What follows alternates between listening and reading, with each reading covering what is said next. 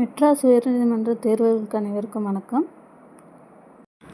இந்த தேர்வு ரொம்ப ஈஸியாக தாங்க இருந்தது. ஆஃபீஸ் அசிஸ்டண்ட்டு, காப்பியஸ்ட் அட்டெண்டரு, அப்புறம் மசால்ஜி எல்லாருக்குமே ரொம்ப சிம்பிளான கொஸ்டின் தான் எல்லாம் கேட்டிருந்தாங்க. கண்டிப்பாக கட் ஆஃப் அதிகமாக தான் இருக்கும். ஏன்னா நிறைய பேர் குரூப் 4 எழுதினவங்க தான் இதில் ஃபுல்லாமே எழுதினாங்க.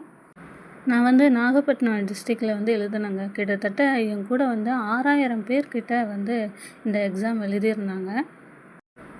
அவங்க எல்லாருமே சொன்ன ஒரே விஷயம் என்னென்னா, ரொம்ப ஈஸியாக இருந்தது இதை தான் சொல்லியிருந்தாங்க.